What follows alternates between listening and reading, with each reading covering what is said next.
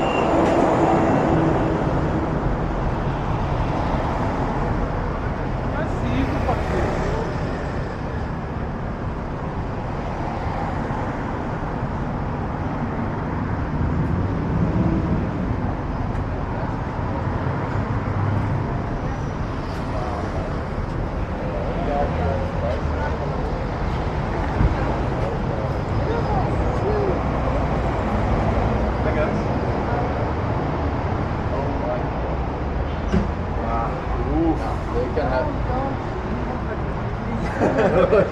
Okay. We'll get straight to the Anxiety point. king. Okay. Through the door to the left is a kiosk. Okay, You thank can you buy so everything. much. Cheers. Good luck. Nice, so you got a ticket? Perfect. In Okay. to the left. Check the backpack, please. Yeah.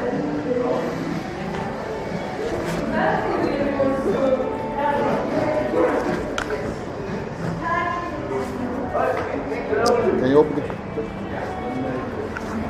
Yes, thank you. Excuse me, sir. I would like to check the backpack. Thank you, sir. We have an office inside. You can use it.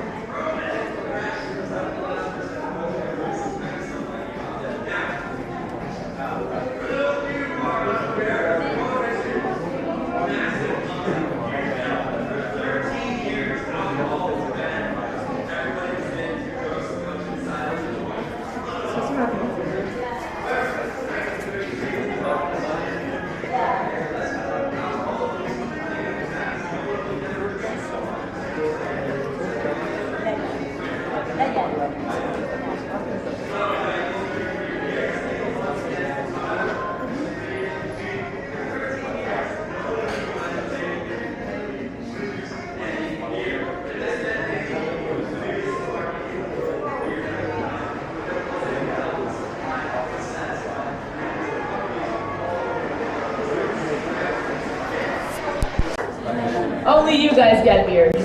They don't get any beers. We'll do that again. If you really want a beer, clap your hands. 23.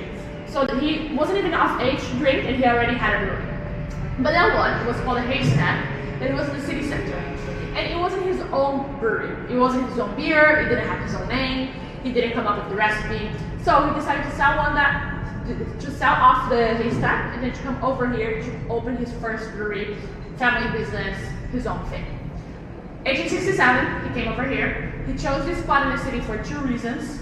First one, we were in the outskirts of the city, so he had plenty of space to expand the brewery if he had to, and that's what he did. But not only that, I'm guessing that you guys noticed that we have a canal in front of our building. And through that canal, they could bring the ingredients that we needed for the beer and bump them up to silos, which is where we store them. Fun fact, two of the ingredients of the Heineken beer are actually not from the Netherlands. We do not take them to the Netherlands, we get them from other countries. So it was very important to be close to a canal, because then the boats could come into the other countries through the canal and already store the ingredients in the brewery. Silos, which is where we store them, we have 32 of them in this building. We'll be walking through some of them. That's why some rooms are a little bit small, because they were technically made for ingredients and not for people. But that's not something they have to worry about. If everyone can come closer, I want to show you what a silo looks like. So up here, we have one big silo, and I'm going to turn this, and you look up.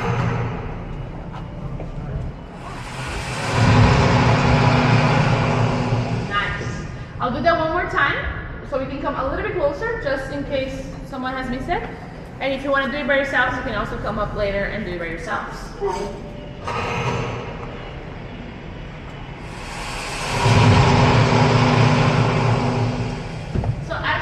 They're quite big. This one is a little bit taller than 15 meters. Some of them are 25 meters tall. They're huge, especially if you consider that we have 32 of them. That's a lot of ingredients, but we also brew a lot of beer, so everything makes sense in the end. Now we're going to the next side of the room. I'll stop in front of that golden medal over there.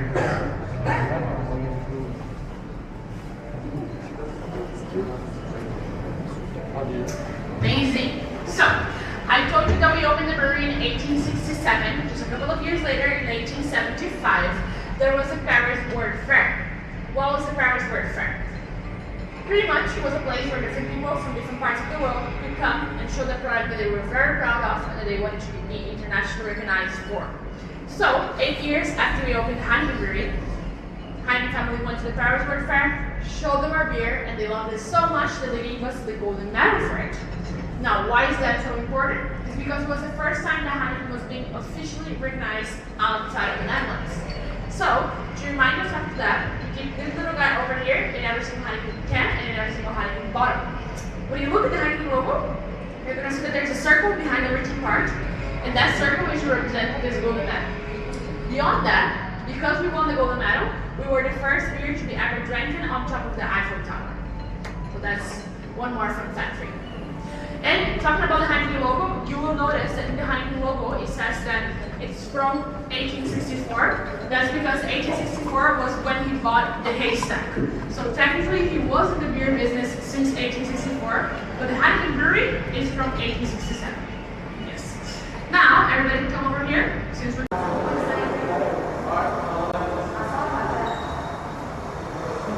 I'm gonna join you and do 30 minutes. Yeah.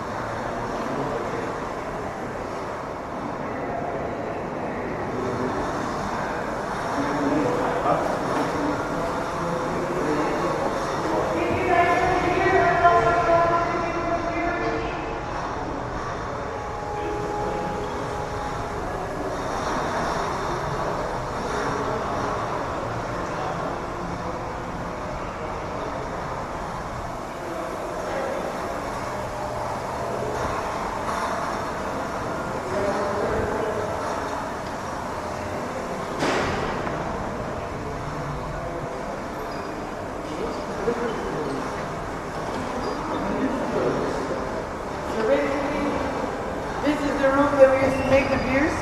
It used to take 4 kettles to make 1 batch. So we can make 2 batches, because we have 8. If you look up in the kettles with the little circles, they have numbers, and that indicates what part of the process they were. This over here is the mash. It's barley and water heated up to 78 degrees, which is the temperature that the starch gets converted into sugar. And that's why it smells kind of sweet. Some people say it smells like porridge. And then it's called the mash because the barley is still inside.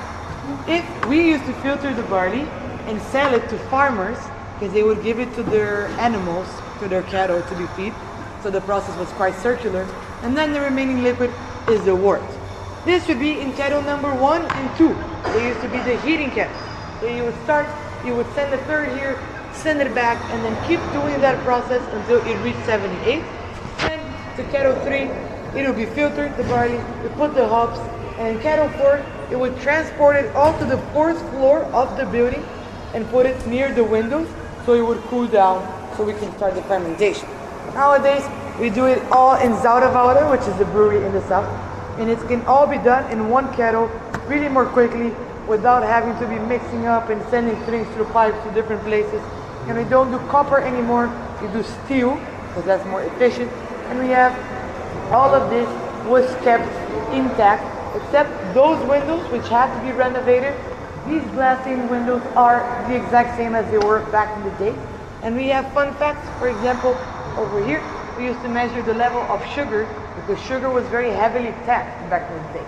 So you had to make sure that we had just below the threshold so you wouldn't make a loss of money with it. Now you guys can go explore. You can stir the pot, you can put on the apron and take pictures. You can look at whatever you want and ask me if you have any questions. Sorry. And yeah, thank you for listening again. Thank you. Go ahead and look in there.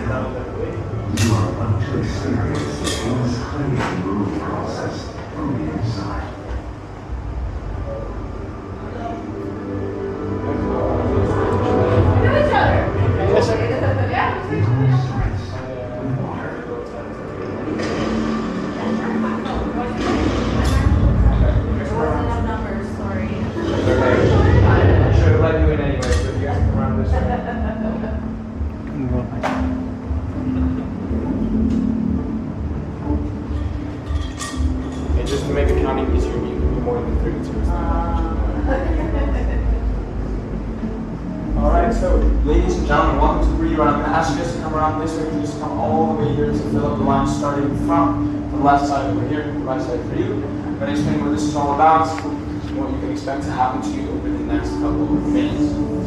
Now, first things first, welcome to the Brewery. Let me tell you a little bit about the Heineken experience. The Heineken experience is divided into two halves. The first half is what we like to call the theoretical part of the tour. That's where you learn about the family, about the beer, about the building. Does that ring a bell more or less? Yes. That's great.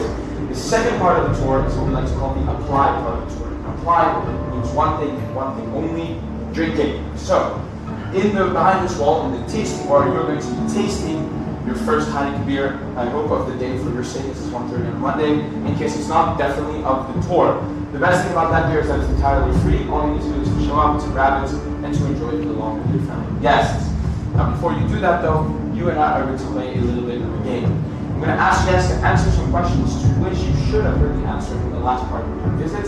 Should you answer my question correctly, I will give you one of these Heineken beer tokens for free. Sound good? Okay. My first question for you, ladies and gentlemen, does anybody remember what year this brewery was built? No. Very confident, but no. 1864.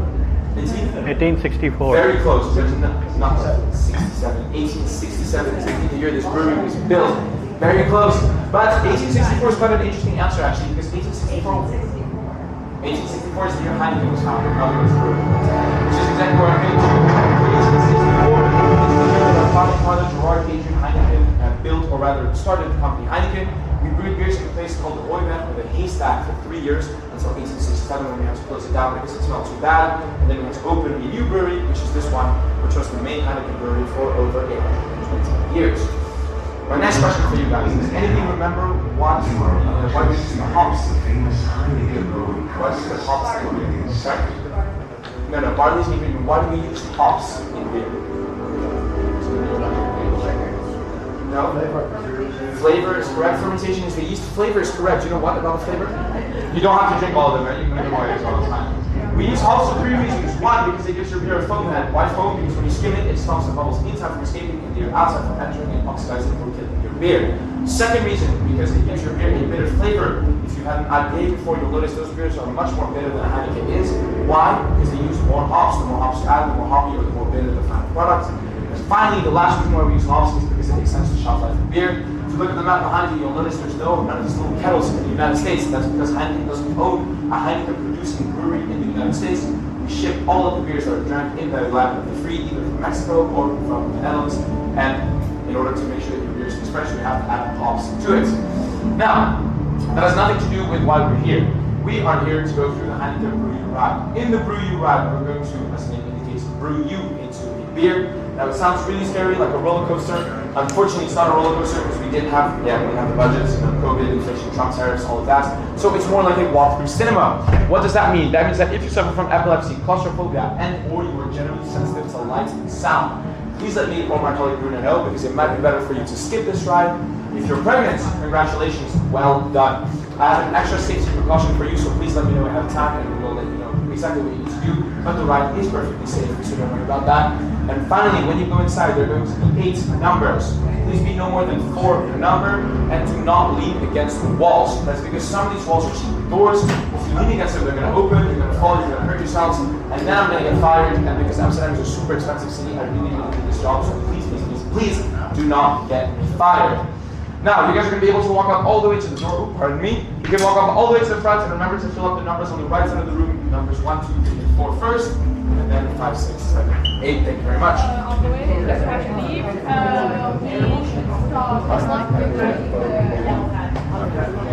something like that. Is everyone excited? Yeah! Or give up our number, don't lean on any walls. Everybody can go ahead.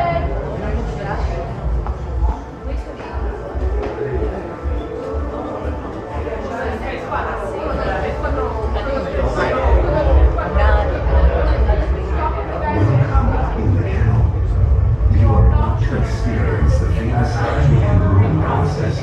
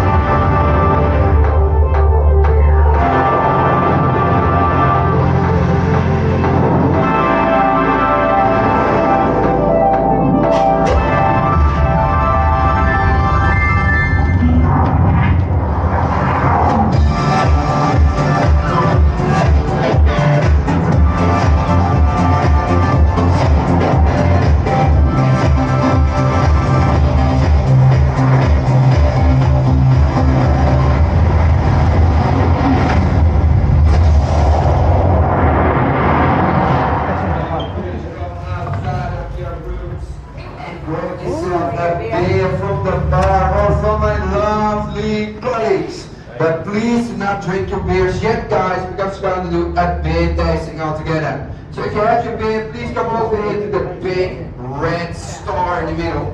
Thank So you. we're going to be doing this beer tasting in 3 different steps.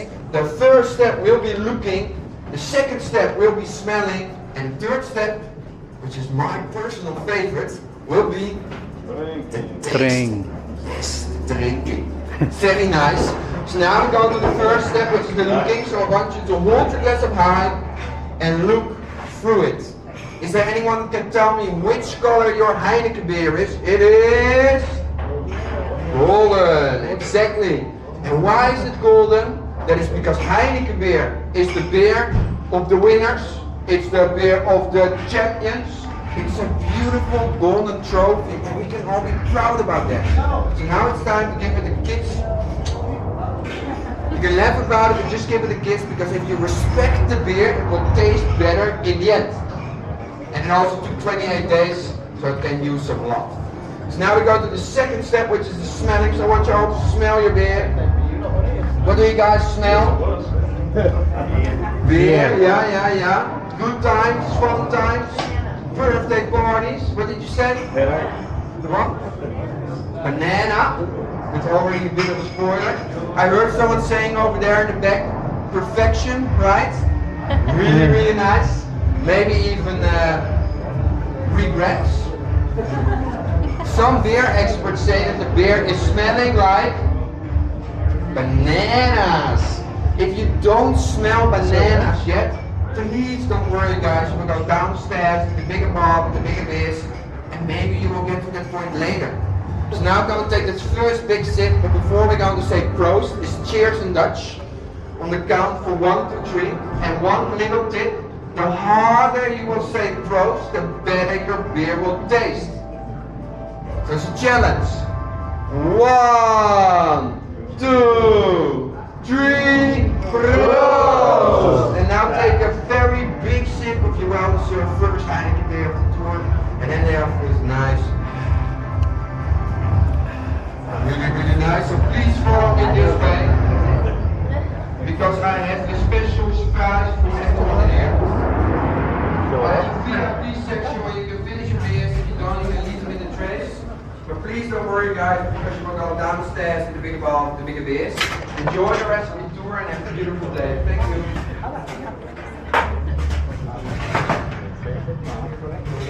Thought we get to keep the glass, right?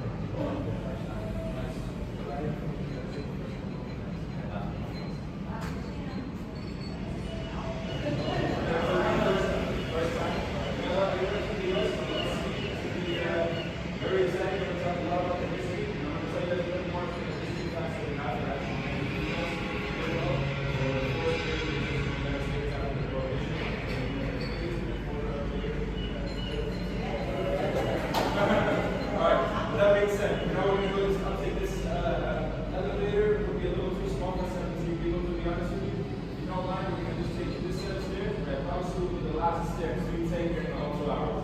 Yeah? So I invite you just to go all the way up. Starting off, we're going to start with this gentleman. Starting off, we're going to start with this gentleman over here. His name is Gerard Heineken. He was the one that founded the Heineken company back in 1964. He wanted to open a company at the time because, believe it or not, his family used to be cheesemakers back in the day. And I'd like to thank him very much because thanks to him, I work in a beer museum instead of a cheese museum. You know, it smells better, people are happier after a couple of beers as well. When he founded the company back in 1867, in order to, since I was a very big market opportunity for him to be able to take money that his father left him behind, this is something that was kind of a very rich man. He said he was only 22 years old when he wanted to open up his first brewery, which is considered a good age back in the 1800s.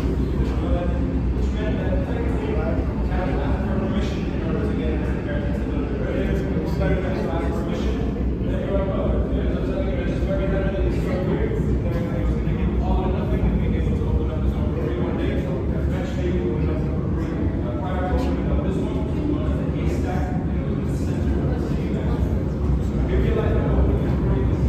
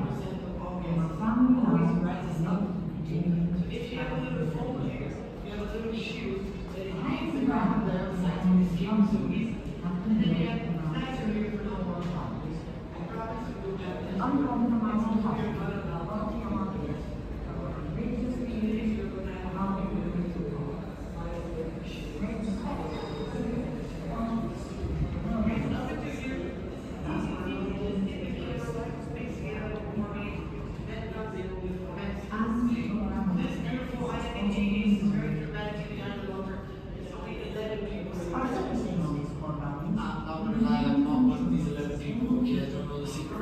But I know what yeast does to chemically to a beer. I'll tell you that. First things first, the yeast is literally alive and breathing. It's kind of weird to think about it, but it's true. So the very first step that you need to make is you have to cool down this mixture so you don't kill the yeast, okay? Sorry for these words, but it is what it is. And then you put the yeast inside after you've been chilled. And then the yeast is gonna look for the sugar that the barley released and is gonna convert it into carbon dioxide, so the bubbles in your beer. And who took chemistry in high school? Yeast does alcohol. Alright? 5% of it, because 95% of it is water. Now, this lasts 7 days, we just leave it there, doing its magic. And then after the first step, the last step, sorry, is the lager, okay? Is every beer a lager? No, but Heineken is a lager. What is lager? Technically, it's a word in German that means storage.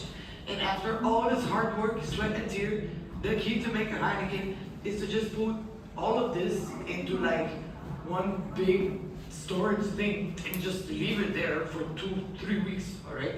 21 days, you just leave it there, okay? You don't touch it, you don't even look at it. What happens is, in a process called distilling, the solids will sink to the bottom, and because of the difference of density between the solids and the liquids. And then after this, boop, Portuguese is called decantación, Spanish decantación. No Latin speakers here? Okay, you're nodding your head. Okay, I see. It's the recipe to the secret Heineken 80s, and if you can do some reverse osmosis in your backyard, you have all the information you need, alright? The whole process takes 28 days. How long does it take you guys to chug a beer? 30 seconds. 30 seconds. That's beautiful. That's a cycle. 28 seconds would be really cool. That would be really iconic. Now, we used to do all of this inside. I'm lying, not the reverse osmosis. We used to do all of this in this brewery. We stopped in 1988, and now it's all far more automatized. But we're gonna travel back in time to the next room. It's my favorite room of the tour. If any of you guys care about my favorite room of the tour, is the actual preserve room with the copper kettles that we used to make. It is beautiful, and I want to tell you about the process in the room too. But if you guys want to check out the ingredients in the flesh first, we have barley after it's been roasted, so you can see the little particles of starch, and hops. And another fun fact about hops.